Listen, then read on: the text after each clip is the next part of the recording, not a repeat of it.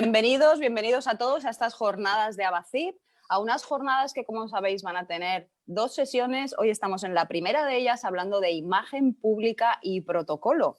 Pero imagen pública y protocolo, ¿dónde? Pues en esas elecciones presidenciales americanas, donde se va a elegir al presidente número 46. Yo quiero agradecer en primer lugar, por supuesto, a Abacip, que es la Asociación Valenciana de Consultores de Imagen Pública, y a la Universidad Católica de Valencia, en concreto a Ginés Marco, que es el decano de la Facultad de Derecho, y también al Instituto Mediterráneo de Estudios de Protocolo, AIMEP, sin los cuales estas jornadas pues, no hubieran podido producirse. Tenemos ya a todos nuestros panelistas conectados. Bienvenida, Carmina, presidenta de Abacip. Bienvenido, Juan. Hola, buenas tardes. Buenas tardes, María. Buenas tardes a todos. Carreres, hola, conectando. Hola, muy buenas tardes. Conectando con México, Humberto Romano. ¿Qué tal? Y Lucas Domínguez, desde Oviedo. Buenas tardes.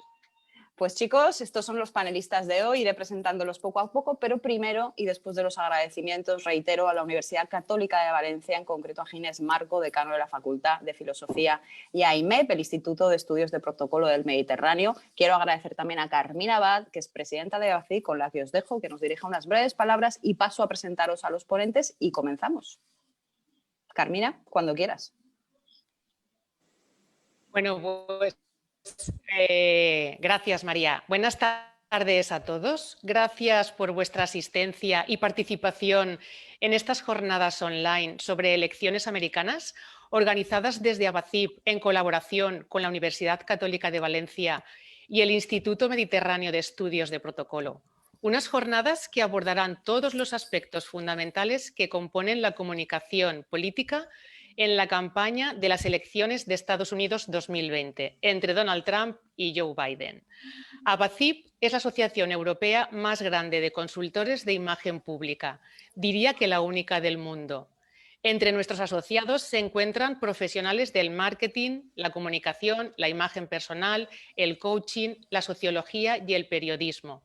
Profesiones todas ellas que construyen y crean la imagen pública global de personas, empresas e instituciones. Y ese es nuestro objetivo, potenciar la imagen pública como pilar esencial del liderazgo moderno. En Abacip formamos personas, impulsamos líderes. Un lema que, entre otras cosas, nos lleva a crear eventos como el de hoy, donde consultores de imagen, de comunicación y de marketing político participan para analizar la imagen de los candidatos presidenciales y sus estrategias de campaña.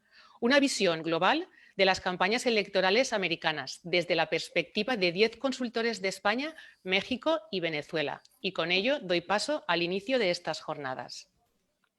Carmina, muchísimas gracias. Chicos, empezamos con estas jornadas intensas, con estas jornadas donde vamos a abordar campos diferentes que han tenido que ver y que tienen que ver en las jornadas electorales americanas, que como sabéis son el martes. Tensión máxima, los sondeos cada vez más justitos. Tenemos a 2 candidatos, 2 blancos, señoras y señores, 2 candidatos blancos. Sabéis que en Estados Unidos el tema racial tiene mucha importancia a la hora de votar. 74 años el señor Donald Trump, presidente actual de Estados Unidos. 77 años, que yo diría uno de los candidatos más mayores que se ha presentado, el señor Biden. Trump, republicano, es de religión presbiteriana, por cierto, porque muchos no lo sabían, abstemio por decisión, aficionado a la lectura y una persona, como sabéis, muy carismática, y se enfrenta en esta ocasión a Biden, un poquito más moderado en las formas. Biden es demócrata, 77 años, católico practicante, padre de 4 hijos y ha sido senador por Delaware durante más de 30 años. Como algo por decir de su carrera política, sabéis que ha sido el vicepresidente de Obama, su mano derecha. Y es una persona un poco de contrastes a la hora de gobernar. Por un lado, por ejemplo, se opuso, algo muy comentado en Estados Unidos, se opuso a la guerra del Golfo en el año 91 y, sin embargo, apoyó la guerra de los Balcanes en Europa, en Yugoslavia. Pues con todos estos datos, señoras, vamos a hablar de liderazgo con el primero de nuestros ponentes. Juan, ¿estás preparado? Te veo por ahí. Juan Gasó. Estamos listos para todo. Juan Gasó. Despertador de conciencias, coaching ejecutivo, socio fundador de EOEO, una de las personas que más que más saben de liderazgo que por lo menos que conozco. Juan, ¿es importante educar en liderazgo? A ver, es importante educar, básicamente es eso, ¿no? Eso es muy importante. En general, en la vida. Sí, el problema es que para mí hoy en día está muy confundido el tema, ¿no? Educar no es lo que se está haciendo hoy en día. Hoy en día soltamos a los niños en el colegio y queremos que nos los devuelvan hechos una historia súper bien, ¿no? A ver, esto no funciona así. Pero bueno, quitando ese concepto, educar en liderazgo, pues a ver, más que educar en liderazgo, yo creo que lo mejor que se puede hacer es educar en valores.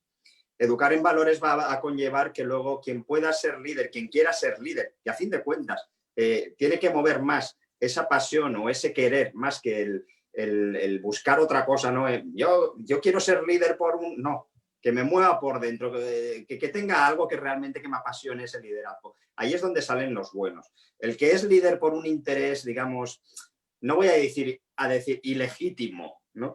Pero es por un interés un poco más particular, más interesado.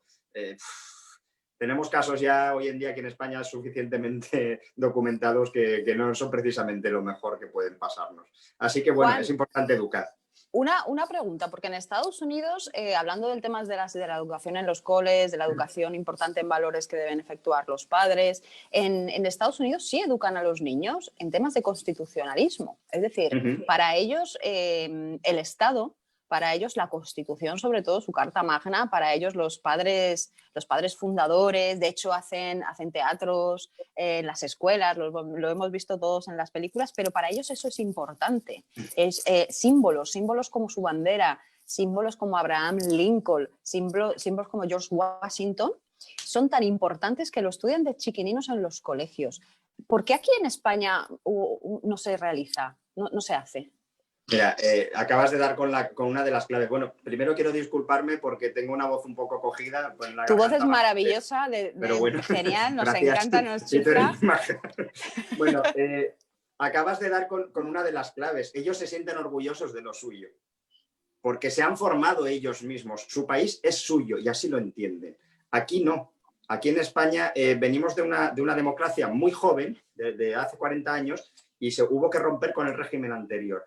Y el hecho de que hoy en día alguien quiera ser patriota, hay gente que no le interesa, porque hay interés, son líderes, como decíamos antes, pero son líderes interesados. No les interesa el patriotismo porque quieren recuperar otros valores perdidos. Léase republicanismo, léase lo que nos dé la gana. Pero realmente es así. Entonces, de ahí vienen muchas cosas. Tú en Estados Unidos hablas de Abraham Lincoln y todo el mundo se cuadra. Aquí hablas de Adolfo Suárez y los niños no saben quién es. Y tienes por ahí 20 vídeos que sí pueden producir mucha risa, pero a la vez producen mucha lástima. El patriotismo, además, no solo es en España, sino que en Europa está como muy enfocado a un nacionalismo extremo, pero en el sentido nacional, es decir, como a un facherío, como a algo casposo, algo del pasado, ¿no? Porque se ha entendido muy mal. Es como aquí en España, el hecho de la bandera española, hay quien la ha querido desprestigiar, en el sentido de, no, el que lleva la bandera española es facha. Pues no, mire, yo me siento español y orgulloso de serlo, y ni más ni menos. Allí, al final, es lo que hablamos siempre, todo parte de la educación y sobre todo del sentirte orgulloso de lo que eres y de dónde vienes. En Estados Unidos se han formado ellos mismos, se lo han construido ellos mismos y se sienten orgullosos de todo lo que han hecho. Y por eso lo pregonan y por eso lo educan. Y sin embargo, fíjate que la nación americana, como la conocemos a día de hoy, surge de una guerra civil, también como cosa que también ocurrió en España, sí. Porque aquí mucha gente habla de derechas, izquierdas, irreconciliables, desgarro de la sociedad, una guerra fratricida entre hermanos que todavía no se ha recuperado la, memoria biogenética o epigenética de nuestros ancestros, y por eso todavía vienen estas cosas, pero en Estados Unidos ocurrió. Y sin embargo ellos, de esa guerra civil que enfrentó, todos lo sabemos, al norte con el sur, podemos ver millones de películas, no hace falta ser un entendido en historia americana, enfrentó al norte contra el sur en una guerra donde no solo se dirimió el tema de esclavismo o antiesclavismo o libertad, sino que hubo muchísimo más trasfondo, y ellos lo superaron. No solo lo superaron, sino sobre sus cenizas construyeron una gran nación de las que ahora están orgullosos, vencedores y vencidos, porque ahí ya no tienen esa sensación ni existe esa división del norte contra el sur, algo que en algunas democracias, como pasa en España, todavía hay esos recuerdos, reminiscencias de un pasado belicoso. Correcto, además tú lo has dicho, de sus propias cenizas renacieron y construyeron juntos lo que hoy es Estados Unidos. Ellos optaron por la unión. Aquí últimamente tenemos casos como en Yugoslavia, por ejemplo, porque se ha optado por la desunión. Si valoramos más lo que nos une que lo que nos separa, que es muchísimo más lo que nos une que lo que nos separa, podríamos estar hablando de una Europa al más puro estilo de Estados Unidos, pero no es así. Y todo esto viene, en el caso de España, además hay intereses muy focalizados por los cuales esto no se va a dar. Y además la bipolarización que hay hoy en día entre buenos, malos, izquierdas, derechas, rojos, azules, es total. ¿Por qué? Porque interesa. Sí, sí, en Estados Unidos, de hecho, mañana hablaré de esto, del tema de cómo han montado sus estrategias de comunicación, pero está basada, como siempre, en el bueno contra el malo, el héroe contra el villano. Claro, ambos quieren ser héroes y ambos ven al otro como villano. Pero ¿qué pasa con los políticos? Porque en Estados Unidos también ese sentimiento de desafección política está cobrando bastante fuerza. Aquí en España yo creo que un político se sube en un taxi y el taxista le pregunta ¿y usted a qué se dedica? Y creo que se callará, dirá soy empresario social, porque como diga que es político, pues no sé, como mínimo le cobra la carrera más cara, ¿no? A ver, todo esto va mucho con la persona. Tú sabes que mi pasado no muy lejano está en política. Además, sigo muy vinculado a política y pretendo seguirlo durante muchísimo tiempo. Eso esperamos porque necesitamos más gente como tú. A mí me ha pasado subir en un taxi y decir, ¿dónde va? Digo, a la sede tal. Digo, sí, trabajo allí y tal, no sé cuántos. Y entablar una conversación con el taxista y poder ser de diferentes, pero quedar muy amigos. Alguno incluso me llegó a dar su teléfono. A ver si hablamos algún tiempo. No hubo ocasión, pero es así. Decía Platón que el precio de desentenderse de la política es estar gobernado por los peores. Tal cual. No haría falta más explicación, pero es que es así. Partimos otra vez de la misma base. La educación no está fomentando los valores que puedan llevar a la gente a luchar, a creerse que la sociedad pueda mejorar y a tratar de abanderar esos cambios desde la vertiente política, ¿no? Entonces no hay ni líderes ni hay políticos. Luego está también un poco el tema de que los políticos, no los actuales, sino algunas generaciones anteriores, digamos, han querido garantizarse su propio corralito. Es decir, esto es nuestro, tenemos que vivir de aquí, que no entre mucha gente, ¿no? Que si no nos joden, con perdón de la expresión. Entonces, claro, entre que no motivaban y que ellos desmotivaban y que luego se iba desprestigiando la propia carrera política, la gente no ha estado por la labor. Y luego, al final de todo esto hay también intereses. Hoy en día no interesa que la gente entre en política salvo que estés conmigo, porque si vas a estar contra mí no entres. Esto es así. Está todo muy polarizado. ¿Tú sabes cómo los llamo yo, Juan? El liderazgo de los plus, que me lo copié de mi amigo Pablo Sandoval, que son esos políticos que su máxima en la vida es plus al jefe. Son los políticos plus. Hoy en día lo que tenemos son palmeros y estómagos agradecidos prácticamente. Hay un libro por ahí hablando también de Platón que incluso ha llegado a ser bastante interesante, que se llama Más Platón y menos Prozac. A esto nos lleva, o sea, es que al final todo concurre en lo mismo, ¿no? El hecho de que los políticos hoy en día sean peores es culpa de todos. No nos quitemos mérito. ¿Cómo se hace? ¿Cuáles son las virtudes? O sea, ¿en qué convierte a un político mejor o peor? ¿Cuál es la virtud del buen líder y cuáles son los defectos del mal líder? Y una pregunta que se me acaba de ocurrir, Juan, ¿un mal líder puede ser considerado líder?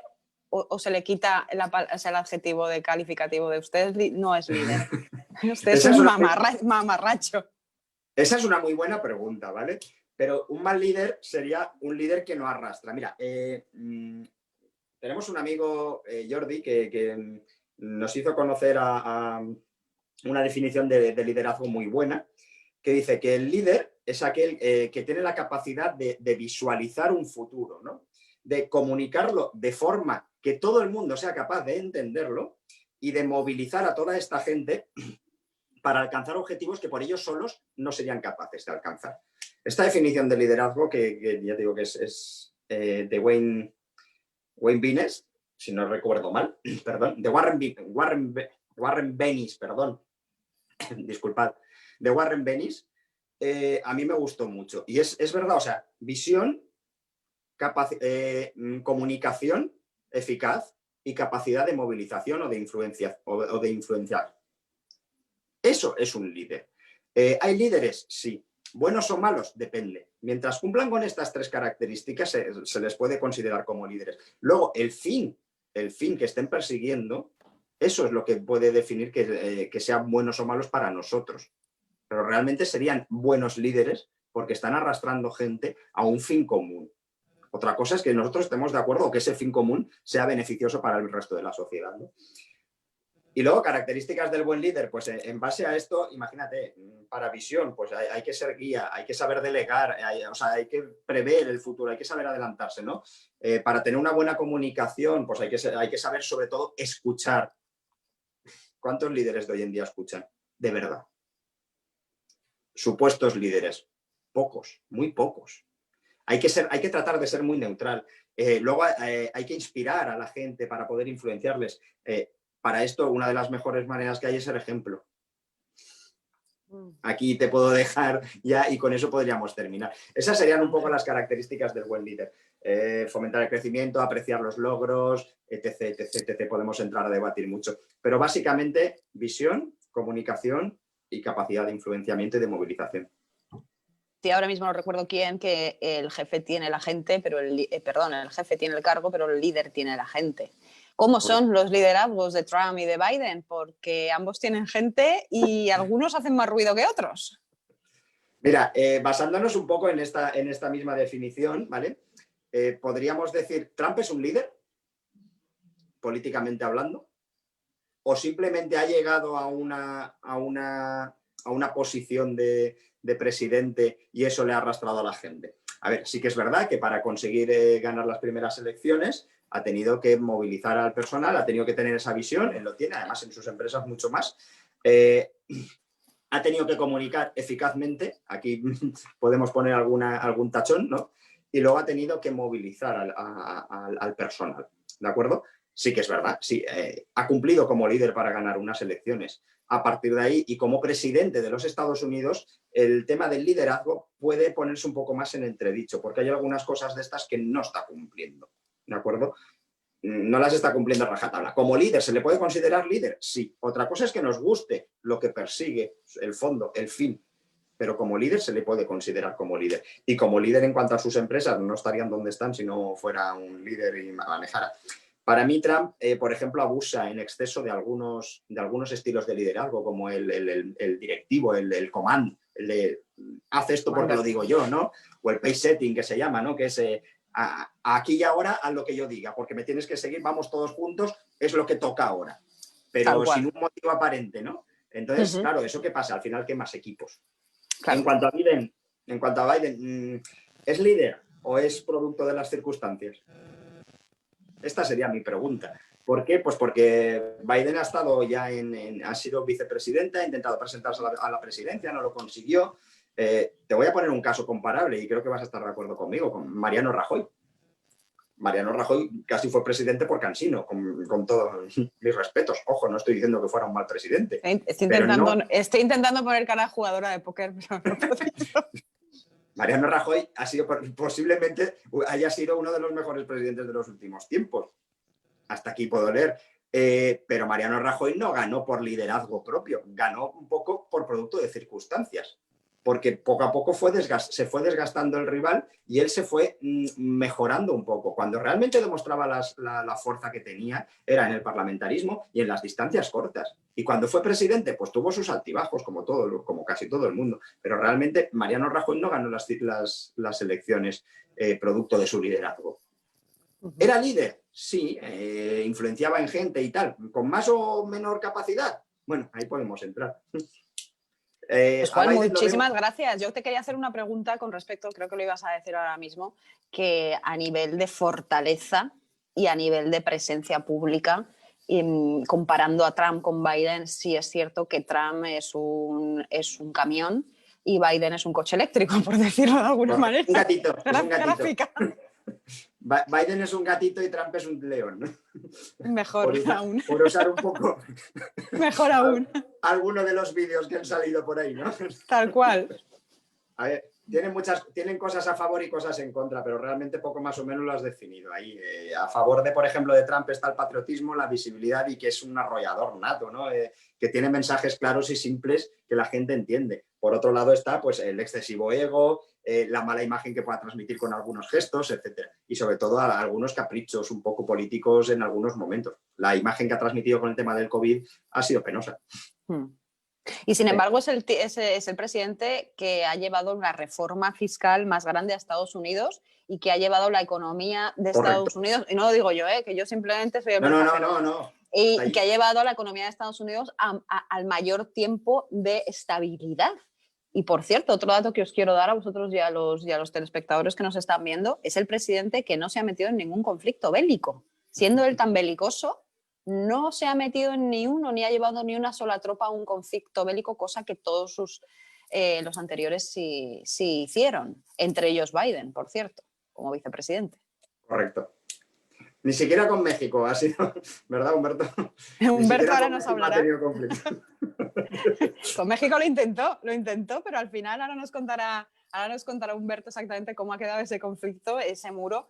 Y la imagen un poquito de los dos candidatos. Juan, muchísimas gracias, nos ha encantado tu exposición. Ahora pasamos a hablar, le pasas el testigo, como bien has dicho, a Humberto. Humberto, ¿cómo estás? Te voy perfecto, se te oye alto y claro, se te ve guapo, guapísimo. Y bienvenido a estas jornadas. Humberto, Humberto es licenciado en Ciencias de la Comunicación, es doctor en Educación, consultor de imagen pública, consultor de imagen empresarial y de imagen profesional, fundador de HR Corporativo y CEO de la misma. Aparte es miembro de Abacip. Nosotros le queremos muchísimo a Humberto y es una de las personas que más claro tienen la imagen pública de un candidato y la imagen pública de otro. Humberto, quería empezar un poco con el testigo que te ha pasado Juan. ¿Cómo veis allí en México a Trump y cómo veis a Biden? Gracias, muy bien, pues muy buenos días acá en Guadalajara, Jalisco, en México. Saludo, muy buenas noches allá en España.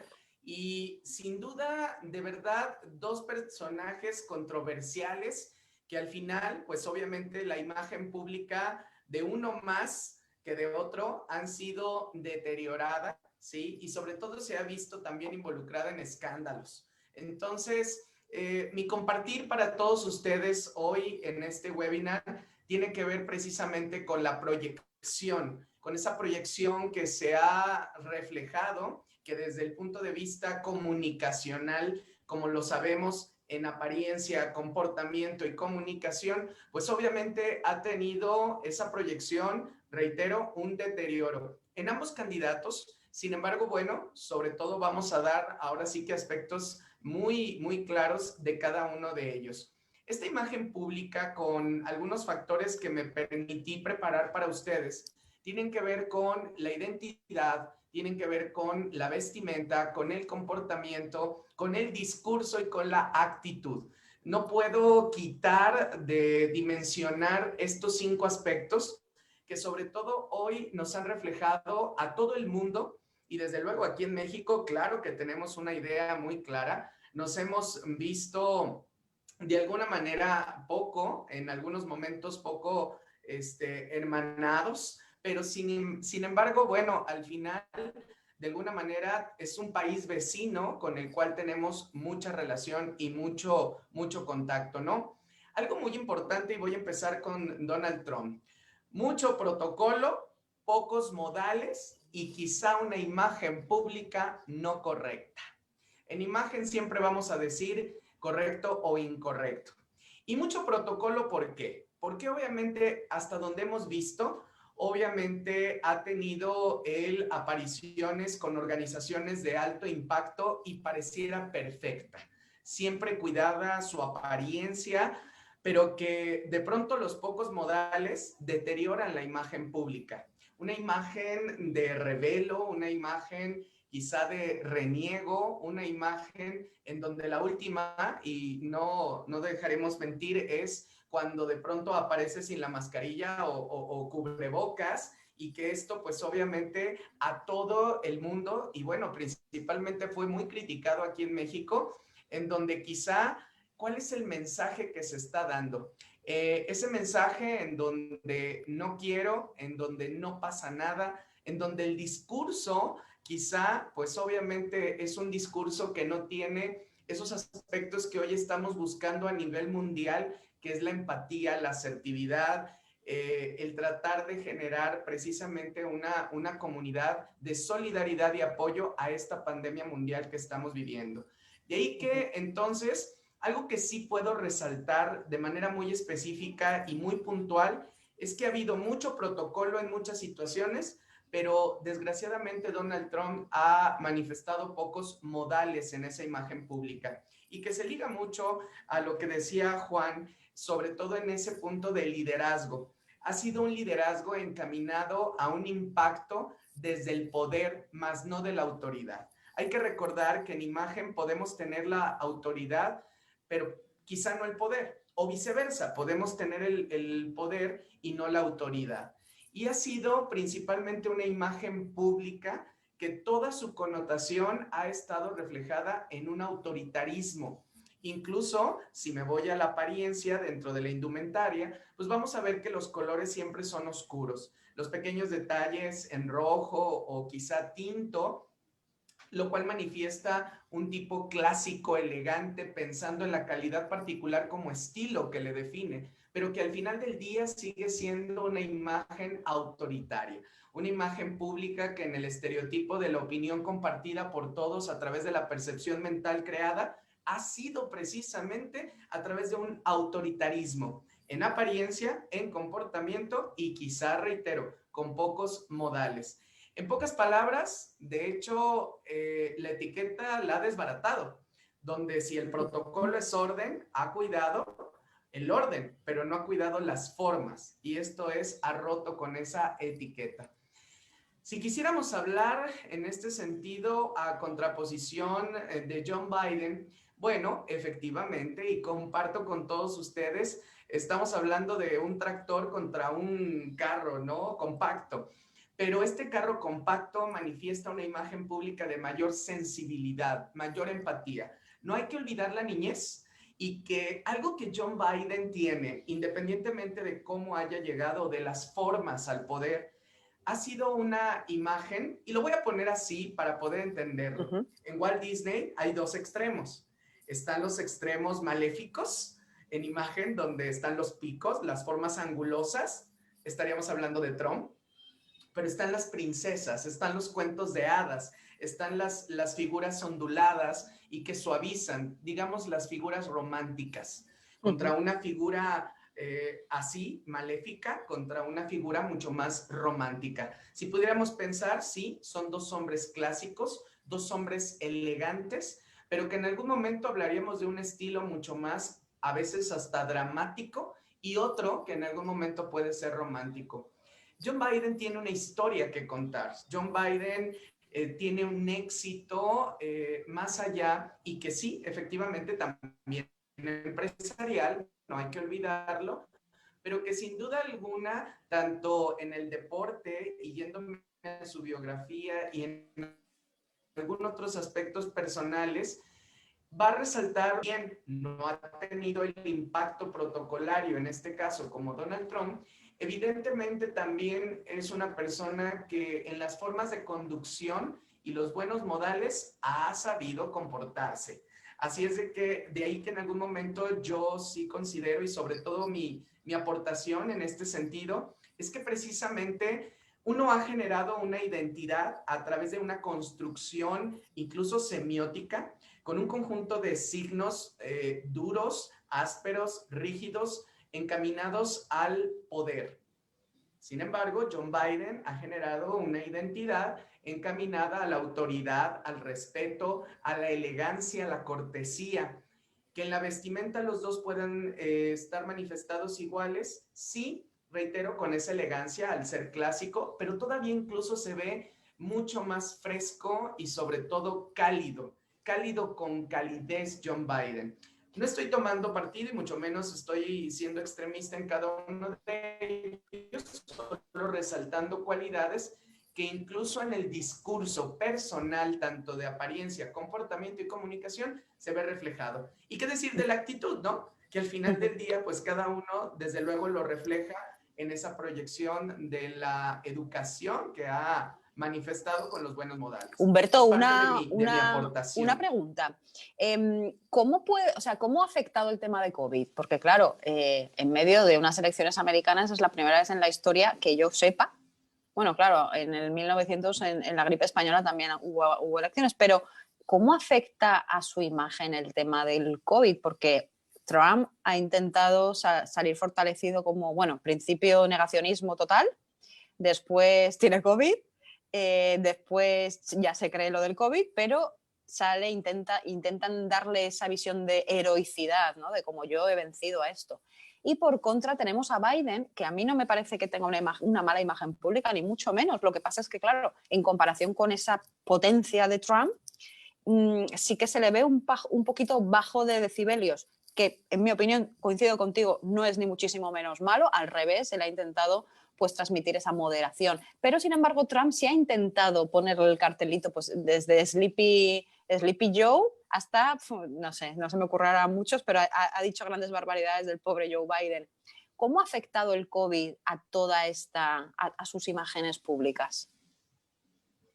Claro, yo creo que este momento de pandemia mundial, sobre todo teniendo a Estados Unidos como un país, reitero, hermano, que ha habido varios momentos en los que esta hermandad no se ha reflejado literal, yo creo que ha sido a partir de cuidar la calidad y la calidad de las palabras en este momento de COVID, donde de verdad lo que hoy estamos buscando, todo el mundo y todos aquellos de verdad que estamos viviendo después del miedo, porque estamos en un constante miedo, obviamente lo que menos queremos es sentir esta misma agresividad. Ha sido un tono, si le pusiéramos un color, un tono rojo. Yo casi creo que debe de haber, por supuesto, una imagen y sobre todo una construcción de una imagen en relación a este rojo que ha sido siempre el detonante de accesorios de Trump, donde precisamente a él se le ve como irreverente, afectado desde este punto de vista. Hemos visto con un bajo apego a normas que al final del día esto sabemos que en comportamiento afecta y que ello ha sido sumado a la calidad en este engage de calidad y cantidad de palabras, lo cual significa una actitud de destrucción. Hemos visto eso es lo que se percibe y que bueno, estudiosos también de la imagen y compartiendo en algunos otros foros, hemos caído a la conclusión de que es un discurso destructivo, no constructivo, a diferencia precisamente de las mejores actuaciones, tanto sociales, que han agregado valor a la reputación y que no han destruido la imagen de John Biden, ¿no? Esto hará que en algún momento mejore, por supuesto, o tengamos mejor claridad para este momento de elecciones.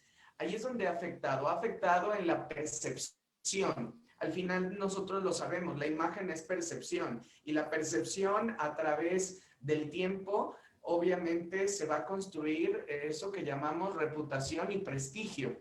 De ahí que en algún momento ha afectado mucho, sí considero que es un factor que puede afectar incluso a la toma de decisiones totalmente.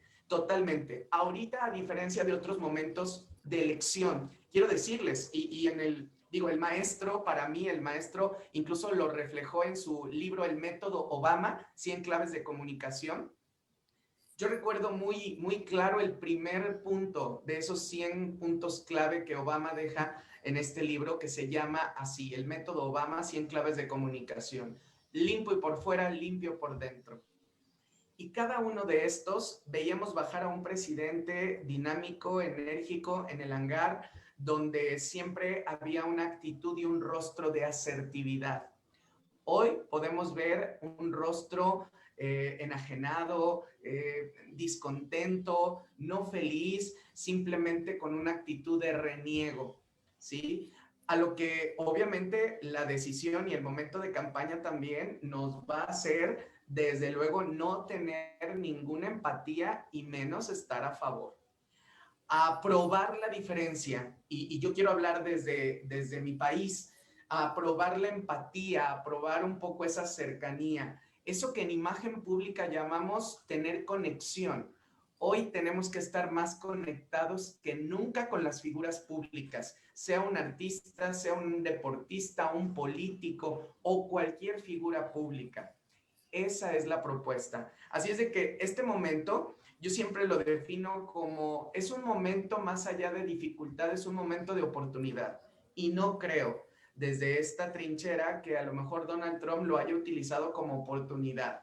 Joe Biden creo que ha sabido, reitero, comportarse, en donde la máxima que aquí se debate es quizá cuida el protocolo y tiene más modales. Pues Humberto, lo puedes decir mucho más alto todo, pero no mucho más claro. Me parece una exposición perfecta. Muchísimas gracias. Ya tienes varias preguntas que te iremos haciendo cuando acabe el resto de hacer su exposición. Y ya te voy diciendo que una de ellas, que me ha hecho mucha gracia, no sé si me has visto reírme, es porque ha soltado una persona, Ana, que dice, por favor, que alguien nos explique ese tono amarillento del pelo de Donald Trump.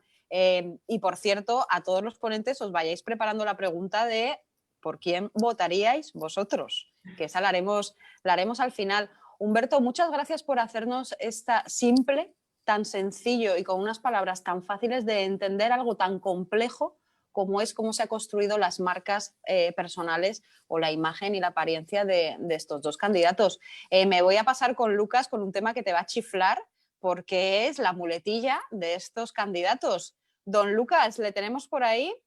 Aquí está usted. ¿Cómo está Estoy usted, aquí, don Lucas? estoy, me Licenciado en comunico. Composición y Teoría de la Música.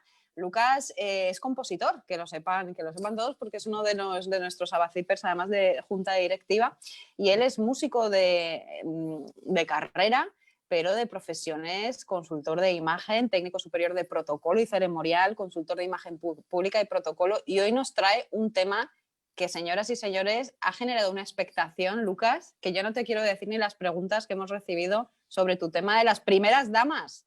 Señoras, Lucas, ¿cómo llevas el tema? ¿Qué tal? ¿Qué peso tienen las primeras damas en el protocolo estadounidense, ya no solo en el electoral, sino en los mandatos? Porque todos conocemos, obviamente, a Jacqueline Kennedy, a Barbara Bush, a Hillary Clinton, pero hoy vamos a hablar de Melania y vamos a hablar de una grandísima desconocida para muchos que es Jill Biden. Lucas, cuéntanos, ¿cuál es el papel institucional de estas primeras damas? Pues mira, la figura de la primera dama es realmente curioso porque aparentemente están ahí, bueno, sí, están ahí porque están casados con el presidente, ¿no? No es un cargo, no es un cargo público, no está remunerado.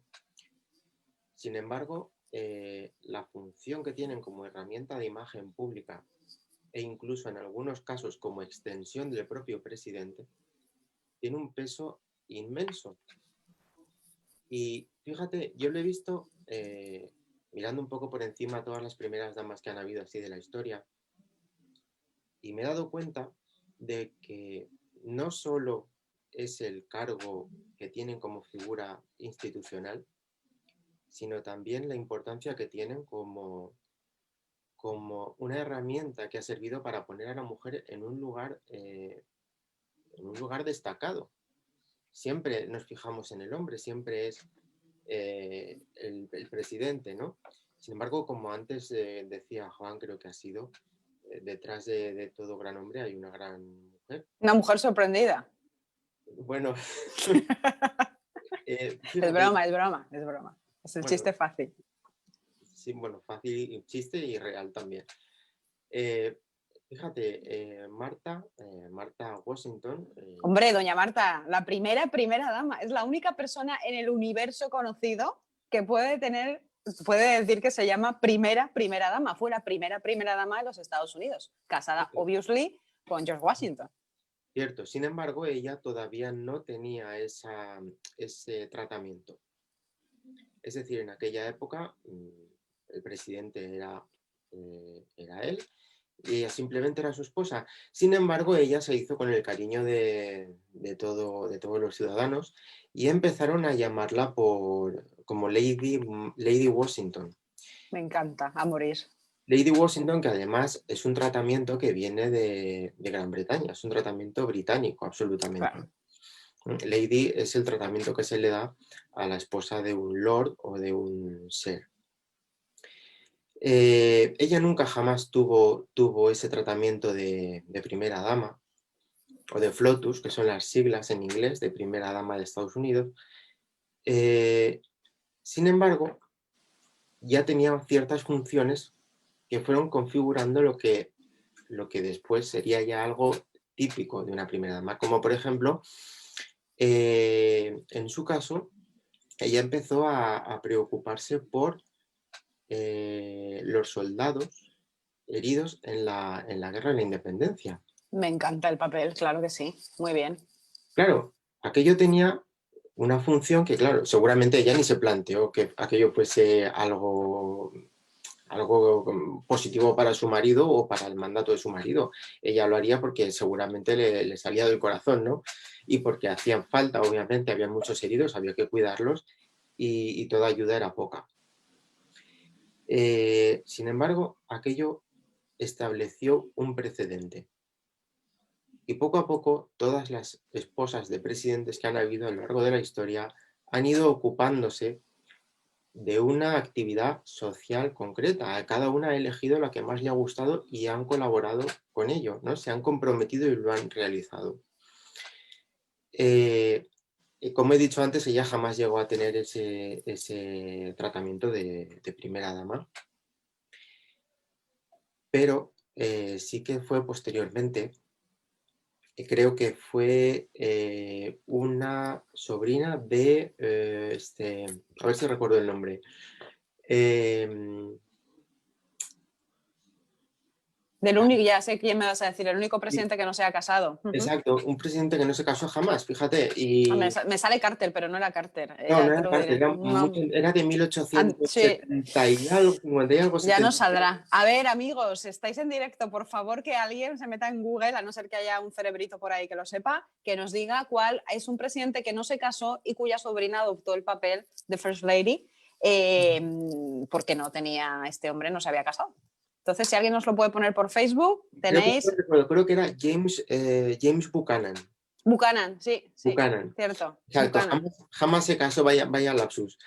Jamás se casó, él iba con su sobrina, porque sí que es cierto que se acepta que en caso de no haber una primera dama, haga el papel alguna amiga o algún familiar mujer, por supuesto. En España, Lucas, ¿quién sería? La reina. Claro, no sería la primera dama, no sería la mujer del presidente. Estoy hablando por hablar, porque claro, aquí sí que tenemos el jefe de Estado es el rey, con lo cual la primera dama sería la reina Leticia, ¿no? O sería la presidenta de Pedro Sánchez. Perdón, la mujer. Sería la reina, de hecho es la que hace un poco la actividad de una primera dama. Lo que pasa es que, bueno, a Leticia le pagan, claro. Pero también tendrá más compromiso, por supuesto. Oye, por favor, y nos tienes que contar Melania Trump, por Dios, porque si su marido es polémico, ella, no sé si es la reina de hielo, a mí personalmente me chifla su posición, su imagen, me chifla esa superioridad que tiene, a mí la gente así me hace mucha gracia. Me parece una grandísima desconocida. Estoy leyéndome, voy por la mitad de unas memorias no oficiales, por cierto. La figura de la primera dama, que ya al principio del mandato hubo polémica porque había dos candidatas a ese puesto, ¿no? Estaba Ivanka, ¿era? Bueno, cuéntanos la historia, por favor. ¿Qué pasó ahí? Ya el lío de gatas desde el principio.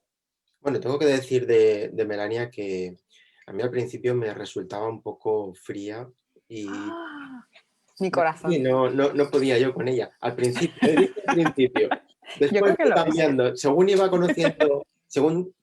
conociéndola a ella y sobre todo según lo iba conociendo a él, empecé a admirarla mucho, mucho y a respetarla sobre todo. Fíjate que esta mujer ha tragado lo impensable y si la ves caminar con esa seguridad y esa... Ese tacón. Eso es estileto, por favor. No se baja del andamio para nada, ¿eh? Mira que le han tirado a matar, que si grabaciones, que si escribo un libro y la pongo a parir, que si... Es impasible. Y esa sonrisa, Lucas. Sí. Es que nos encanta a todos los consultores. Pero fíjate, he estado viendo bastantes vídeos de ella y cuando hay cámaras delante que está haciéndose la foto, la típica foto para prensa y demás, es como que la fuerza. pero en el ejercicio de su profesión, entre comillas, yo le he visto sonreír sinceramente. Es decir, yo la he visto con niños, la he visto con hijos de soldados y sonríe de verdad. No es una sonrisa fingida, ni mucho menos, sonríe de verdad. Oye, ¿qué te parece ese movimiento de Free Melania, de liberar a Melania, que salió ya hace tiempo por las redes? Porque, bueno, pues algunos dicen que está bajo el yugo de ese despiadado ser malvado que es Trump. A mí no me lo parece para tanto, pero bueno, yo ahí no voy a opinar. ¿Qué te parece a ti el movimiento esto de liberar a Melania? Bueno, yo no creo que Melania necesite que nadie la libere. Yo creo que es una mujer con suficientes redaños como para salir adelante sola y aguantar lo que le echen. Tengo que decir una cosa. Según cuentan varios medios, Cotilleo. no duermen en la misma habitación. Es más, dicen que ni siquiera duermen en la misma planta de la Casa Blanca. Yo, que duerman en habitaciones diferentes no me parece tan raro porque al fin y al cabo mucha gente lo hace. De hecho, estos palacios siempre tienen en un lado las habitaciones del rey y en el otro extremo las habitaciones de la reina, ¿no? Que se juntaban solo pues, para hacer principitos y princesitas y ya está. Estos como ya los tienen hechos, pues cada uno... Los tienen hechos y criados. Claro. Pues nada, dicen que... No me parece raro, ¿sabes? Dicen que incluso en plantas diferentes. A ella sí que me parece un poco más extraño y un poco más exagerado. No creo que tengan ningún tipo de rencilla, ni mucho menos. A lo mejor la diferencia de agendas y demás, pues uno se levanta una hora, la otra, tienen horarios diferentes. Y a lo mejor es simplemente una cuestión de eso, de que... Pero sí hemos visto a Melania con esos te quito la mano, en plan, o sea, no me toco contigo, no bicho. Lo hemos visto en varias ocasiones, ni una ni dos. Y sin embargo, él, fíjate, que siempre intenta pues darle la mano, ese mínimo gesto de complicidad, y ella, diva donde las haya, le quita la mano y contigo no bicho. ¿Esto qué imagen transmite también? Porque claro, al final ella es la primera dama, él es el presidente, y parece ser que no demasiado bien avenidos. Y yo no digo que no haya habido, porque es muy seguro que en matrimonios presidenciales pues habrán tenido sus más y sus menos, por no hablar de lo más lo que más está en la calle, que es Kennedy y sus múltiples amantes, que de todos conocido. Pero esos desplantes tan en vivo y en directo de Melania, ¿cómo afectan también a la imagen de él como presidente? La imagen de Trump es la que es. Es decir, él como persona es sincero, dice lo que piensa, no lo pasa por ningún filtro. Y bueno, pues fíjate, a mí me parece hasta normal, ya ves. Fíjate que yo opino como tú, que la imagen de Trump lo aguanta todo. Es decir, si nosotros viéramos a un Obama con un Michelle Obama haciéndole Michelle ese desplante, ahí seguramente sería un dramatic style modo Dios del Olimpo y estaríamos todos comentándolo. Pero lo hace Melania con Trump y esa imagen de Trump tan de poder, tan de fuerte, lo aguanta todo. Lo que Sí, le echen me a este parece hombre. O sea, mañana dicen que es el sí. asesino de camioneros de la M30 y lo aguanta todo. Nadie se sorprendería. No, es que parecería hasta normal incluso. Sí. Habría que saber realmente por qué Melania hace eso. No sabemos lo que ha pasado antes de estar delante de la cámara. Yo sí quiero decir que una de sus ex empleadas de la oficina de la secretaría de la primera dama escribió un libro y ella dijo que bueno, que en realidad se llevaban muy bien y que incluso Melania apoyaba todo lo que Trump hacía. Entonces, bueno, pues habría que ver si antes de esas apariciones en las que Melania hace esos desplantes, pues realmente ha habido algo antes, una pequeña discusión o lo que sea. Fíjate yo lo que he llegado a pensar. Sabemos que en protocolo se recomienda no ir de la mano, ¿no? Como los yogures que van en packs, porque eso dificulta un poco la libertad de movimiento. No solo la propia, sino también la de los Sí, demás. para nada. Entonces, a lo mejor a Melania le han dicho eso y Melania dice, quita bicho, porque no es el momento de ir de la mano. A lo mejor es eso, o a lo mejor es simplemente una forma de imponerse ella como mujer y decir, yo no necesito que nadie me lleven de la mano. Habría que saber exactamente qué es lo que pasa por su mente. A veces sacamos conclusiones que no tenemos ni idea. Ni idea, Vamos, tal cual, pues, sí, un sí. La atajo de gente fotos y- es que es muy rápida en la crítica, en este y en otros países, muy rápida en la crítica y muy poco rápida en el análisis de los motivos. Pero una cosita, Lucas, que nos estamos centrando mucho en Melania, porque la verdad es que es un personajazo donde los haya. Y yo desde aquí te invito, si te parece bien, a hacer un especial Melania Trump, porque creo que lo vale el personaje, siga o no siga. Pero, ¿y Jill? La gran desconocida, porque pasa un poco como al marido, o sea, Trump es el todopoderoso, Biden es el Sleepy Biden, pero Jill, que es la mujer de Biden, ¿quién es? Esta sí que van a tener, si sale al final su marido como presidente, que escribir mucho porque no la conoce nadie. Bueno, sí la conocen en Estados Unidos, pero a nivel internacional es muy poco conocida.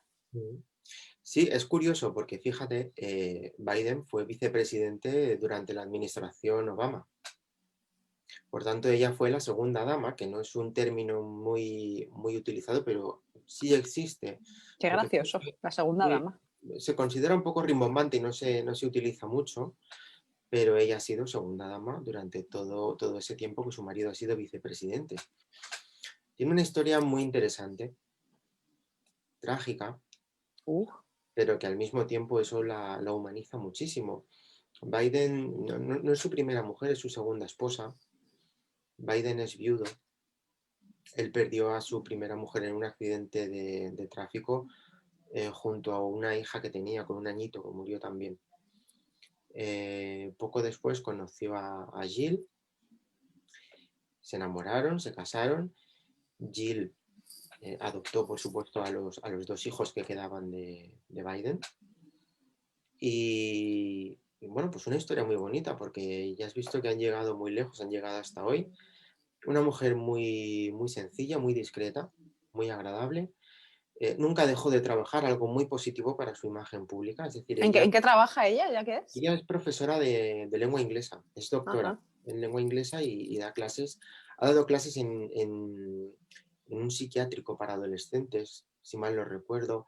Está muy comprometida con los jóvenes que tienen vidas un poco complicadas. Y el hecho de no haber dejado su empleo durante el periodo en que su marido ha sido vicepresidente, la ha humanizado mucho y la ha acercado muchísimo a los estadounidenses. Y de hecho, se la respeta y se la quiere bastante precisamente por ello. Normalmente, las primeras damas dejan sus actividades profesionales y se dedican en exclusiva a ese empleo.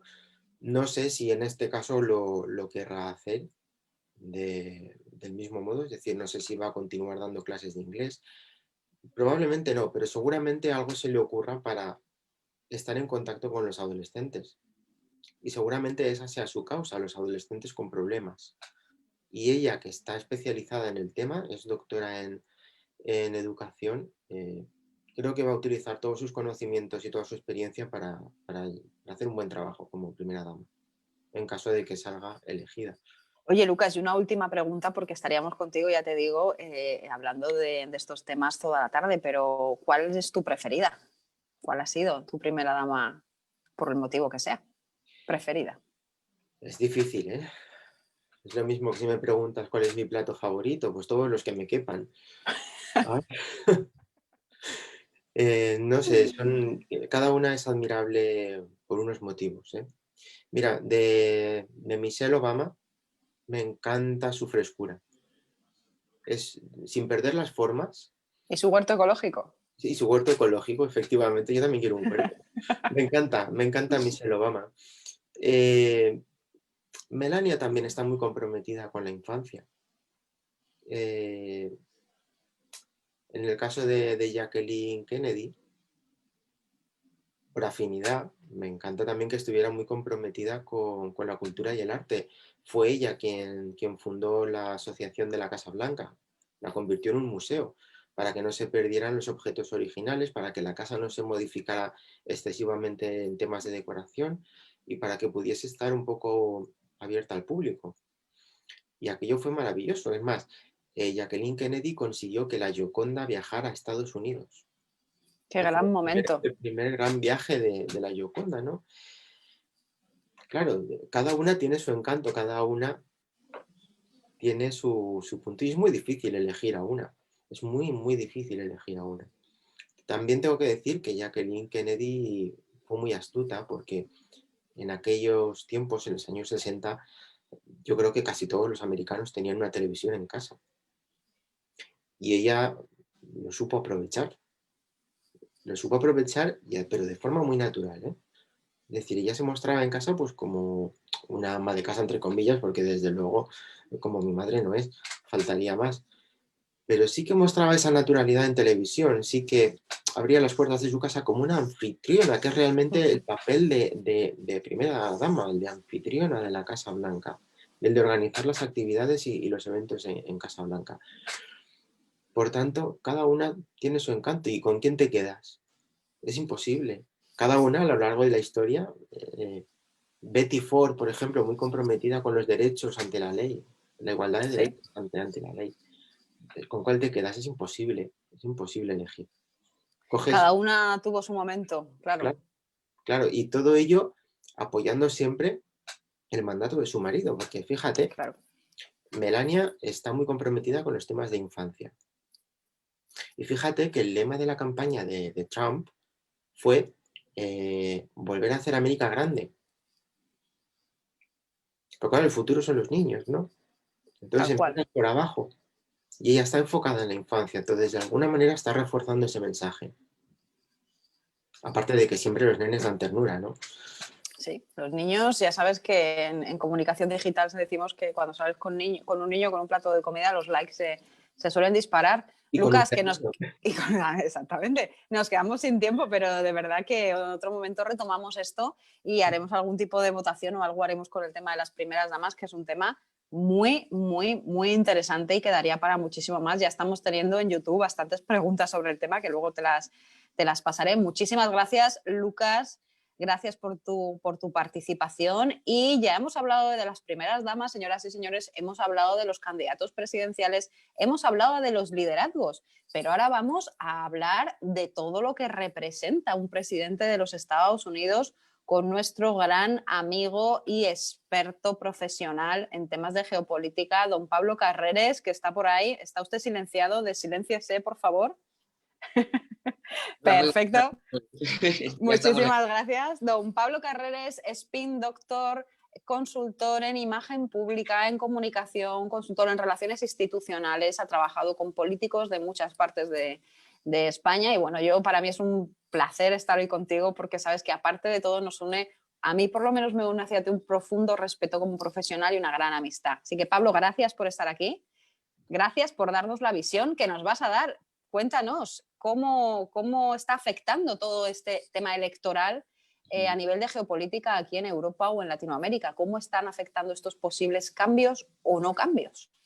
Pues mira, yo creo que me toca hablar de uno de los temas quizás más desconocidos e interesantes también cuando abordamos cualquier campaña electoral. A ti, hijo mío, es que siempre te toca bailar con la más fea. No sé cómo te la propones. Siempre te tocan los temas complicados. Claro, pero era un reto y sobre todo me gustaba mucho también la idea de abordar lo que era el punto de vista desde los europeos y también desde Latinoamérica, porque sí que es verdad que cuando un país aborda un proceso electoral, normalmente siempre somos muy endogámicos, cada uno pues mira hacia su propio tejado, pero digamos que es una frase ultramanida decir que el presidente de Estados Unidos es la persona más poderosa del mundo y que lógicamente esos 4 años de mandato y sus decisiones pues digamos pues que ahondan y afectan a todos los niveles al resto del mundo. Sin embargo, sí que es verdad que tenemos que diferenciar un poco esas percepciones / sensaciones que tenemos los ciudadanos de a pie, que digamos que la percepción y esa sensación viene de los medios de comunicación principalmente, y luego lo que sentimos al ver pues a Donald Trump, por ejemplo, transmitiendo lo que transmiten a través de los medios, y Biden. Está claro que empezando por ahí, estamos ante un proceso electoral de los más interesantes en los últimos años por varias cosas que voy a comentar. ¿Por qué digo esto? Porque es importante abordar esa sensación que se transmite no solamente a los ciudadanos, sino también a los mercados, que es una cosa muy importante, los mercados y más en este momento, y también a los países con respecto a sus gobernantes. Eso también en Europa además es importantísimo, como voy a comentar ahora. Con respecto a los ciudadanos y la imagen, pues imaginaos que en estas elecciones se llega de una manera muy peculiar. O sea, es decir, son los dos candidatos más mayores de la historia. Nunca se había dado... Pero pues, senior, es que estamos hablando de 74 y 77 años, que fíjate que yo, off the record, bueno, no sé si lo debo decir, pero lo voy a decir muy educadamente. Cuando vi a Kamala, que iba a ser la vicepresidenta de Biden, dije, mira, pues ya tenemos presidenta de los Estados Unidos. Y hasta aquí puedo leer, porque a mí él me parece muy mayor, ¿no, Pablo? Sí. Son muy mayores. Sí, son mayores, pero es que además de mayores, tienen los dos una imagen bastante peculiar, así como en el resto de gobiernos europeos se está empezando a imponer pues, unas presidencias mucho más jóvenes. Digamos, aquí en España tenemos a pues, Pedro Sánchez, que es una persona joven, Manuel Macron en Francia, yo qué sé, es que en la mayoría de democracias occidentales se está imponiendo ya pues, esa generación entre los 45, incluso menos, o hasta los 50 años, que son los perfiles de gobernantes ahora, pero sin embargo en Estados Unidos pues ha pasado todo lo contrario, es decir, ya se pasó de un líder como Obama, que era un líder joven, a Donald Trump, y bueno, pues en estos momentos, a pesar de ser mayores, los dos luchan también por a ver quién tiene más fuerza. En este caso es muy difícil, como se ha visto en los debates y en las apariciones públicas, confrontan dos imágenes completamente distintas. Una persona pues un poco histriónica, con una fortaleza y un carisma quizás un poco artificial, como es el que representa Donald Trump, y luego la imagen más reflexiva, con mejores modales, quizás más... Claro, son dos maneras de ver las cosas que afectan directamente a esos programas electorales que han presentado. De hecho, creo que hacía muchísimos años que dos programas electorales no divergían tanto. Es espectacular. Son dos formas... ¿Y tú crees que alguien se ha leído, aparte de ti y de varios analistas más, los programas electorales? Pues, hombre, no hace falta leérselos. Digamos que las propuestas... Están bastante claras las posiciones. Pero es que hacía muchísimos años que no se veía unas propuestas tan distintas. Quizás lo que más se parece es un poco la propuesta económica, que más o menos de ahí, lógicamente, con los presupuestos que van a manejar el presidente que salga de aquí, pues los presupuestos no va a poder hacer mucho más, o sea, que lo que tenga que hacer. Pero en otras materias sí que es verdad que son completamente antagónicos. Son dos formas de ver la gobernanza de Estados Unidos y ahí va incluido todo, las relaciones exteriores, el futuro de los tratados comerciales, va incluido todo. Es como un orden mundial distinto, depende de lo que pase. Y habrá que estar muy atentos a ver a qué es lo que ocurre al final. Y luego también es verdad, no sé si se ha puesto muy de moda, sobre todo cuando viene el proceso electoral, de esto que llaman las 13 llaves de Alan Lichtman, que es una persona pues, que lleva desde el año 84 pues, haciendo una previsión totalmente correcta, porque nunca se equivoca el hombre, de quién va a ser el presidente y quién va a ganar. Y esto es una cosa que la verdad que interesa a mucha gente. Esta persona lo que hace es basarse en 13 llaves, de las cuales lo que ha dicho es que Trump pierde 7 de esas 13, con lo cual es muy posible que gane Biden. ¿Por qué os comento eso? Porque básicamente, si miramos los datos anteriores de hace año y medio, lo que sí que se ve es que posiblemente por la evolución de la economía, porque realmente la economía no estaba mal. El empleo, por ejemplo, en Estados Unidos había crecido. Habían muchas cosas que podrían dar un escenario bastante cómodo a Donald Trump con respecto a Biden. Y el índice de aprobación de Trump no ha sido malo, se ha mantenido bastante estable durante toda su presidencia, que eso también es algo a tener muy en cuenta y que la gente no sabe.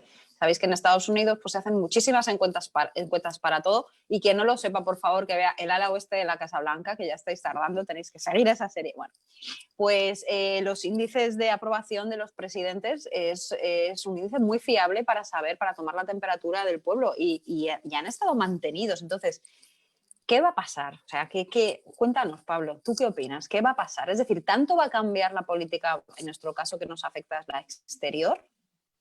Hombre, yo no soy rapel aquí para saber lo que va a pasar, pero sí que es verdad que uno de los termómetros más importantes también, dentro de estos 13 puntos de Alan Lichtman, que pocas veces se equivoca, habla también de que cuando un presidente llega en una situación de dificultad económica como la que estamos pasando, es verdad que es un comportamiento totalmente clave. Es totalmente clave y es verdad que los ciudadanos o sea, ya más aparte ya de los conflictos sociales, de la imagen de racismo, yo que sé, de tantas cosas que afectan a Donald Trump, la que más daño le está haciendo, sin lugar a dudas, es la parte económica y de creación de empleo. Sí que es verdad que él apostó por un modelo más patriótico. De hecho, él fue a las Naciones Unidas a decir, a la ONU, decir que estaba acabado el tema de que ahora era el momento de los patriotas y no de los globalistas. Por lo cual el hombre iba haciendo amigos. Y así, bueno, ya Y sabéis con la OMS también ha hecho amigos, creo. Sí, pero luego, aparte, su primer día de mandato también rompió un tratado comercial transoceánico, bueno, se ha metido en un montón de follones y sobre todo el tema de China. La verdad es que, por un lado, muchos ciudadanos dicen, es que ha sido el primer presidente que ha tenido las santas narices de poder plantar sobre la mesa un órdago a China, para que Tal no se cual. aprovechen de ellos. Y sin embargo, lo que ha conllevado es pues, unas consecuencias que veremos por dónde salen y que mucha gente, por ejemplo, de los votantes confían en que quizás un presidente más moderado desde el punto de vista demócrata pueda retomar un poco esas relaciones de mayor normalidad en los mercados. Y sin embargo, en las encuestas no hay tanta diferencia, porque la última que he visto yo estaban a 8 puntos, bueno, que ya empieza a ser, ya 8 puntos ya empiezan a ser palabras mayores, pero están oscilando entre los 4, los 8, que también le pasó con Hillary Clinton la otra vez, y fue un vuelco. ¿No está habiendo una diferencia tan abismal para un presidente supuestamente tan ogro, tan malo, tan negativo y alguien tan bueno, buenísimo? ¿Qué está pasando en la población? Es decir, a lo mejor es que al estadounidense de a pie el discurso de Trump pues no le desagrada tanto como nosotros en Europa creemos.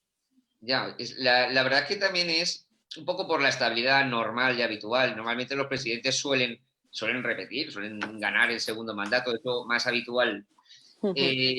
Sin embargo, también la situación ha cambiado mucho. No estamos en la misma situación que podía haber sido la reelección de Barack Obama en su momento. Esto es una situación bastante crítica. Para que veas un poco la percepción desde Europa y tocando ahora una parte que no hemos hablado de la percepción por parte de los gobiernos, de las 27 democracias aquí que tenemos en Europa, solamente 3 se han posicionado, pero totalmente a favor de Donald Trump. Estaríamos hablando de los ejemplos de Hungría, de Polonia y Eslovenia. Digamos que ahora el lenguaje político esto lo llaman los iliberales, que es... Sí, cuenta porque tenemos muchos telespectadores que están en Latinoamérica y bueno, pues explica un poquito por qué llama la atención que sean precisamente esos países. Pues sí, mira, esto es... la Unión Europea pues tiene claro, al hacer una política común estos países quizás han tenido que aceptar una serie pues, de políticas comunes que igual a ellos en materia migratoria o en materia de cesión de esa soberanía les ha podido afectar de tal manera que ha hecho crecer cosas, pues sentimientos muy nacionalistas, muy patrióticos, quizás populistas. Sobre todo el ejemplo de Eslovenia es el más populista de todos. A esto, ¿qué es lo que iba? Por hacer una comparativa, en este caso, partidos en España, como por ejemplo es el tema de Vox, es un partido que sí que compra los argumentos que Donald Trump sí que hace. Por ejemplo, la expresión del virus chino y tal. Siempre hay un poco de connivencia entre los partidos un poquito más extremos y el discurso que está haciendo Trump en este caso. Esto lo que hace es que, por decirlo entre comillas, es muy posible que 24 de esos 27 países que estamos en Europa aplaudirían, pero con las orejas, una victoria de John Biden. Más que nada porque, claro, digamos que ha sido, entre comillas, tóxico. Ha sido un poco tóxico estos 4 años de mandato de Trump, por lo menos para Europa. Entonces nos han puesto al límite, eso sí que es verdad. En temas de aranceles, exacto, sí. Tanto la percepción de cualquier europeo de a pie, y ya no te digo ya de los gobernantes que tienen que trabajar en ese contexto de globalización, de multilateralismo, es pues de tener un presidente con el que se pueda trabajar y se puedan, pues no sé, coser un poquito alianzas y trabajar de una manera muy distinta a la que tiene Donald Trump. Entonces, ¿tú consideras que para el mundo en general, vamos a hablar ya sé que son términos excesivamente amplios, pero para el mundo en general, una victoria de un moderado, es que yo a Biden no lo considero un moderado, pero bueno, vamos, claro, comparado con Trump, vamos a hablar de un perfil más aperturista, menos nacionalista entendido en términos de América, más americanista. Quizá Biden vaya a ser pues eso, más aperturista, más de libre mercado, más de Unión Europea, más de acuerdos y demás que Trump. Eso beneficiará más a Estados Unidos con respecto a su posición también en el mundo y a Europa con respecto a su posición global. Y nos habla también de Latinoamérica.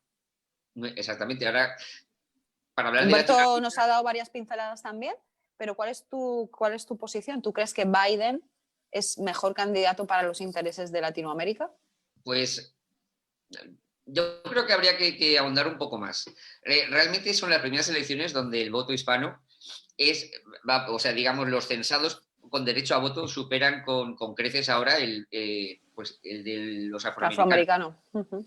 Es una cosa que lo que pasa es que no sabemos hasta qué punto podrá influir, porque siempre lo han llamado el gigante dormido, ¿no? Digamos, la población hispana son muchísimos, pero no se implican mucho en esta participación electoral. Cosa que ahora, y dado que en estas elecciones también se parte con un voto por correo espectacular, se ha superado este voto por correo, y sobre todo en un estado clave como pueda ser Florida, puede también influir mucho. Aquí, en el contexto actual, yo creo que la política exterior de cara a Latinoamérica no... Date cuenta, en la campaña no se ha hablado prácticamente nada. Se ha tocado un poco el tema de Venezuela, México, un poco Nicaragua por encima. ¿Pero por qué? Porque ahora les toca hacer unas políticas muy introspectivas hacia adentro, de recuperar la salud, la economía y tantas cosas que ahora se han destruido, sobre todo a través de esta pandemia. ¿Por qué la sociedad latina podría votar a Biden? ¿Qué cambios podría aplicar Biden? Pues yo creo que los cambios serían estéticos más que nada. Realmente serían cambios en las relaciones, pero es que tampoco no hay demasiado espacio para hacer grandes cambios. Si un cambio pues no sé. Lo único que pueden esperar, o que se podría esperar, es, digamos, unos modales y una forma más de poder negociar, por ejemplo, los temas de Venezuela desde una forma más lateral, el tema de Cuba, suavizar un poco esas condiciones para remesas y viajes, pero vamos, que tampoco se puede esperar mucho. Sí que es verdad que los temas de Centroamérica habría que ahondar porque les interesa por temas de infraestructuras y recursos, pero ya te digo que yo creo que vienen 4 años donde el presidente tendrá que abordar sobre todo unas políticas internas muy importantes y que dejan poco espacio quizás para otras cosas. Quizás también la pregunta es al revés, es decir, sí que se han posicionado muchos gobiernos de Latinoamérica en contra abiertamente y frontalmente contra Trump, entonces a ellos sí les interesa más un gobierno mucho más, claro, es que decir mucho más, menos agresivo que el de Trump tiene su gracia siendo demócratas, pero al final va a ser así, Pablo Carreres. Es que es complicado porque realmente aliados le quedan pues Brasil y poco más. Es que también es verdad que es una relación complicada cuando tienes una persona que no apuesta nada más que por el patriotismo y vamos a hacer América grande y demás, pasando de todos los demás y subyugando a los demás, pues es lo que tiene. Es una política exterior pues que conlleva pues sensaciones de muchos tipos, pero al final influye muchísimo no solamente a los ciudadanos, que son las sensaciones que nosotros vemos a través de los medios o lo que podemos percibir cuando vemos a Donald Trump intervenir, y la otra son pues esos poderes más fácticos y más importantes que vienen desde los mercados hasta los propios gobernantes.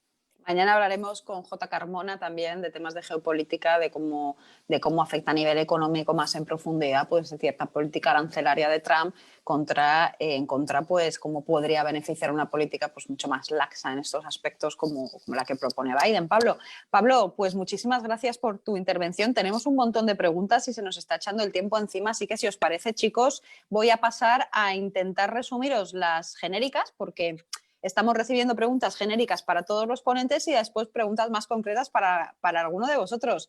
Si os parece, Pablo, empezamos por ti. Vale. A una genérica, bueno, hay 2 genéricas que es, uno, a ver, espérate, que la que más he repetido es que se mojen, mojaros, aunque la gente lo tiene bastante claro, pero uno, ¿quién va a ganar las elecciones? Pero otra, que es lo mismo, pero no es igual, es ¿por quién votaríais? Pablo. Yo, con rapidez, sí. ¿Quién ganaría las elecciones? ¿Quién crees que va a ganar? Yo creo que va a ganar Biden. Va a ganar Biden. ¿Y tú por quién votarías? Hay que mojarse. Biden. Ya llevamos 2. Juan Gasó. A ver, yo creo que va a estar muy ajustado. Creo que esta vez, así como la otra vez ganó Trump, a pesar de estar muy ajustado, esta vez creo que se lo va a llevar Biden. Y si tuviera que votar, votaría por Kamala. Yo también, por cierto. Yo Que de no toda esta votaría- historia es la única que me gusta. Y por cierto, no hemos hablado del desconocido vicepresidente que propone Trump. Pero eso ya es harina de otro costal. Don Lucas, Humberto, si quieres ver silenciándose, ¿qué pasó después de Lucas hacia ti? Don Lucas, ¿usted por quién votaría y quién cree que va a ganar las elecciones? Bueno, yo creo que todo el mundo merece una oportunidad para demostrar lo que saben hacer.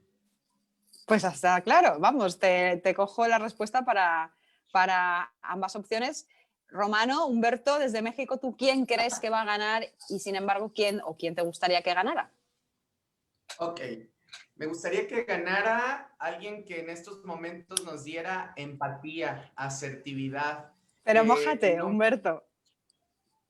que no me... Bueno, está claro, vale. Está claro, ¿no? Cristalino. Definitivamente. Y creo que va a ganar. Y va a ganar porque hoy necesitamos empatía, asertividad, necesitamos entendimiento, necesitamos autoridad, no poder. Tal cual. Carmina va. Tal cual. Carmina se nos ha congelado. Paso a la siguiente pregunta, chicos. Nos hablan de las primeras damas. ¿Por quién apostáis o quién os gusta más? ¿Será Melania o Jill? Pablo Carreres. Yo creo que Melania, sí, sin duda. No sé, lo reúne todo. Y yo que creo que con esta pregunta vamos a tener los votos totalmente encontrados. Es decir, si a lo mejor Melania se presentara, otro gallo cantaría. Humberto, que te has silenciado, perdóname, pero cuéntame, ¿Melania o Jill? Sí, estoy de acuerdo también con Pablo. Melania me genera un modelo más integral, me da una imagen más integral. Y no hablo necesariamente de ser más popular, pero creo que hay aspectos que dimensionan su imagen que desde luego me genera también decir ella es. Ella es. Don Juan Gasó, ¿Melania o Jill? Melania. En el corazón. Melania, we love you. Y Lucas. A ver, a los americanos les gustan las primeras damas jóvenes, hechas para adelante y bien lucidas. ¿Y a ti? A mí también. Pues viva la Para Pepa, eso claro está. que sí, hombre. Señoras, señores, yo creo que si hubieran presentado a Melania, pues ya te digo, quizás los republicanos hubieran ganado bastantes más votos o por mayoría absoluta. Humberto, sigo contigo. Pregunta de Ana, nos pregunta por Facebook, ¿dos candidatos muy mayores y ancianos van a ser capaces de liderar el mundo libre? Bien. Sí, yo creo que en este momento, primero, no podemos hablar de alternativas, ¿no? No podemos tener alternativas. Sin embargo, creo que en los últimos tiempos, a diferencia de América Latina, específicamente de México, a nosotros nos pasó, ¿no? Veníamos obviamente, de una imagen diferente, atractiva, un poco más joven, y ahora Peña Nieto. la imagen totalmente. Dos imágenes totalmente diferentes. Nosotros venimos igual de una imagen más fresca a una imagen mucho más cansada. Sin embargo, me voy a ligar un poquito, que era una pregunta con respecto al cabello, que es estrategia. Sí. Es estrategia. ¡Qué grande! Cuéntanoslo todo, por favor. Rapidísimo, muy bien. Dicen los expertos también y quienes hemos observado el cabello de Trump, que ahora no es amarillo, sino es blanco, ha sido una estrategia de también decir yo estoy en empatía. No sé si porque a lo mejor se ha cuestionado el no poder ir con el estilista y seguir tiñendo ese cabello, pero sí sobre todo también de una figura cansada. En muchos políticos la estrategia de las canas tiene que ver con experiencia, Entonces, estamos considerando que el cabello, dejarlo en tiempos de COVID blanco, ha sido una estrategia de empatía, incluso dentro de todo. Lo que no hay de empatía está generando esa empatía. Mira, yo también estoy cansado, yo también estoy en este momento, ¿no? Así como tú, ¿no? Sin embargo, vuelvo a repetir, me ligo a esto, a que las canas han significado experiencia.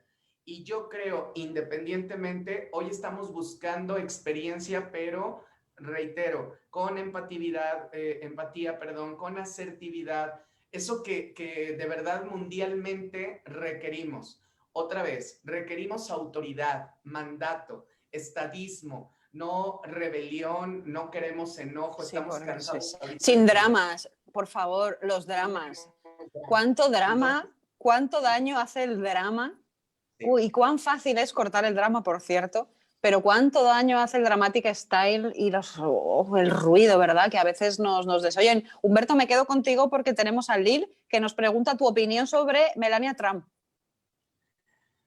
Ok, creo que en algún momento, al final digo, respetando y soy muy respetuoso de la figura femenina, sin duda alguna, la verdad es que la tradición, hay un principio que siempre lo comparto porque, bueno, todos queremos estar al lado de alguien que se vea bien, que esté bien, que huela bien, que proyecte estar bien. Por lo tanto, creo que en algún momento la figura que ella tiene en todos los sentidos, no solo me refiero a la física, sino también a lo mejor en comportamiento, donde predomina la clase, el estilo, incluso el cabello, que ha sido un factor muy importante. Yo lo admiré de Michelle Obama. Hoy, en las mandatarias, lo primero que me fijo es en el cabello.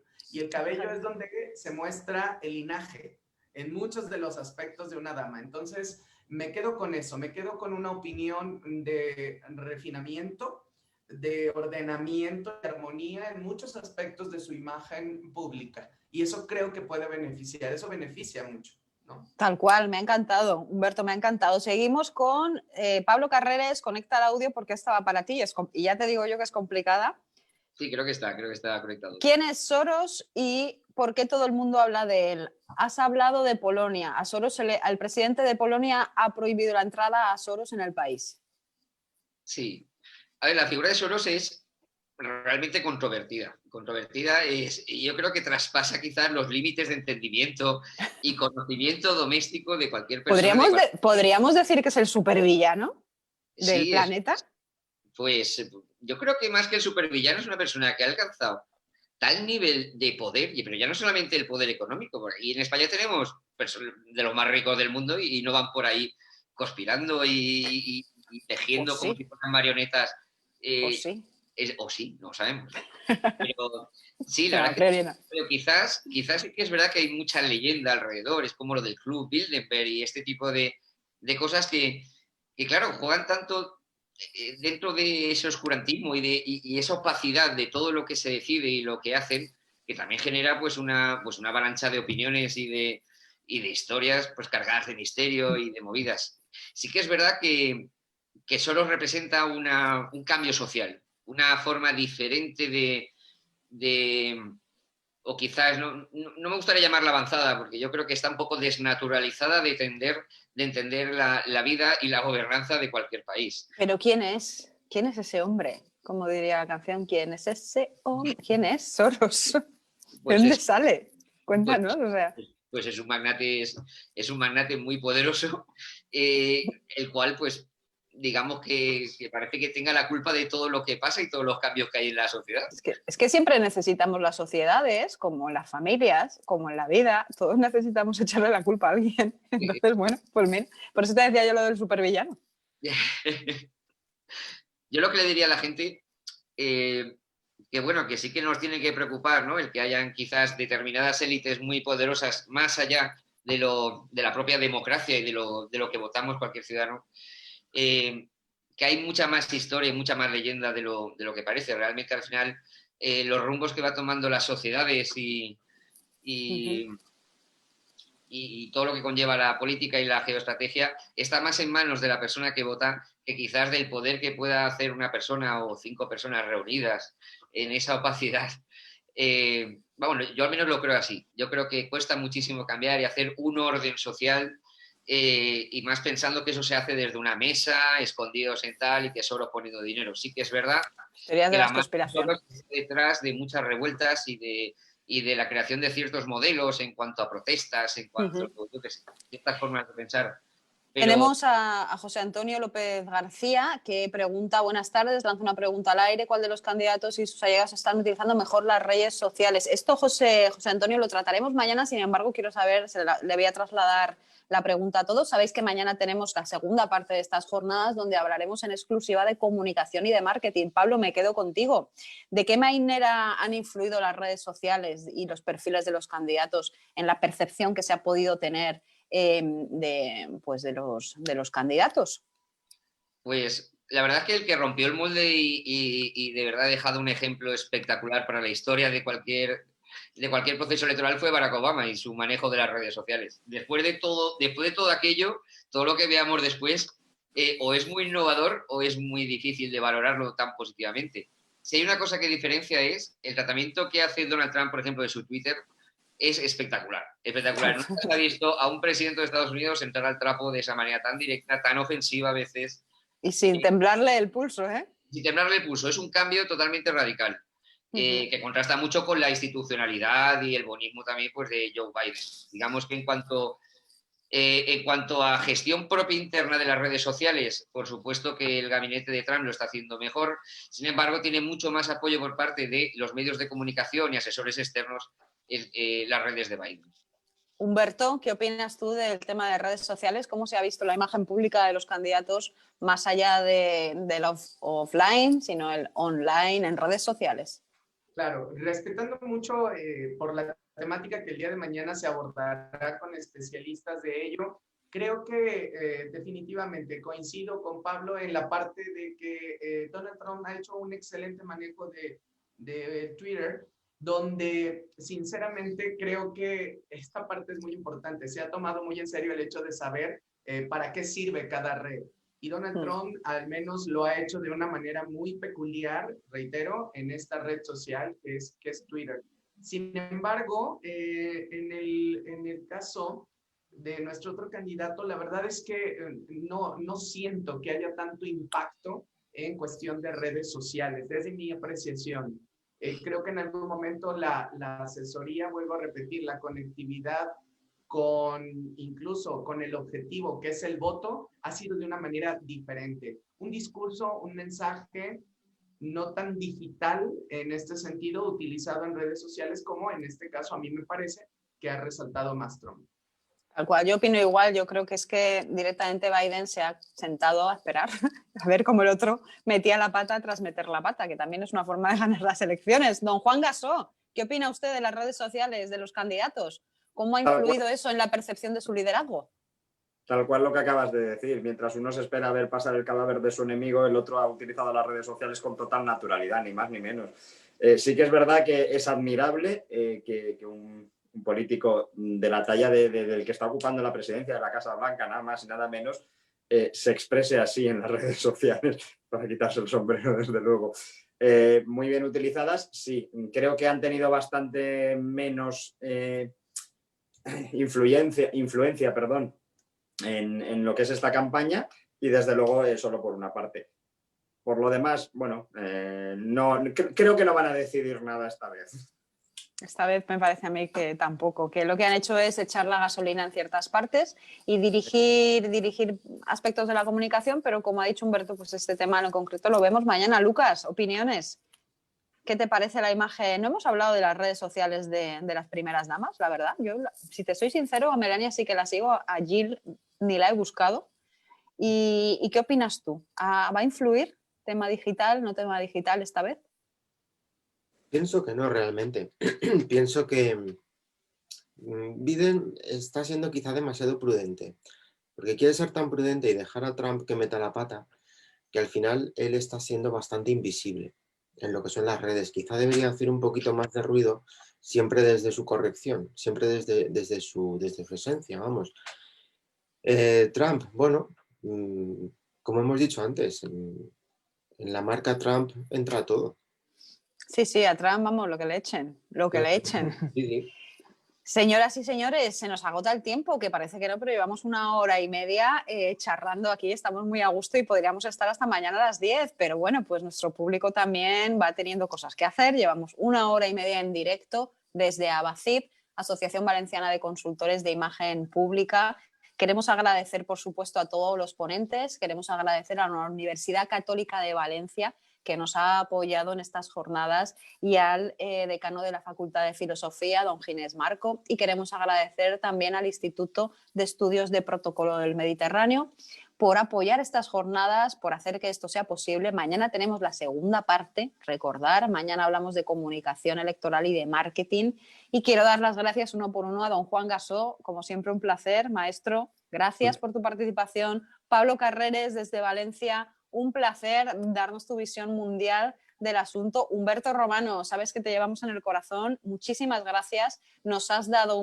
las estrategias de imagen pública de los dos. Te vuelvo a repetir que era un tema complicado y lo has explicado perfecto. Cómo se nota que estás acostumbrado, uno, a trabajar en medios de comunicación y a ser docente. Humberto, gracias. Lucas, qué decirte, nos ha encantado, nos ha chiflado. Tenemos varias preguntas que, como si te parece, haremos un especial de primeras damas, varias preguntas sobre las primeras damas, porque ha sido la verdadera revelación del momento. ¿Cómo interesa esta figura tan poco conocida de Jill y cómo interesa esta figura tan conocida de Melania? No sé si queréis decir alguna última intervención antes de irnos, chicos, pero este es el momento, porque estamos a 3 minutos de cerrar la conexión en directo y os invitamos a todos pues a mañana volver a estar con nosotros hablando de comunicación con Manu Ortega, con Diana Rubio, con J. Carmona, con Carlos Sánchez, que es consultor venezolano, y estaré yo también en estas jornadas. Y bueno, pues como no queréis decir nada más, creo que lo habéis dejado todo muy claro y muy cristalino. Nos despedimos hasta mañana. Ya sabéis, a la misma hora, a las 19 horas España, 12 horas en México y creo que 11 en Colombia, aunque ahora mismo lo digo de memoria. Nos vemos mañana. Muchísimas gracias a todos por vuestra atención y por estar ahí desde Abacid. Gracias, chicos.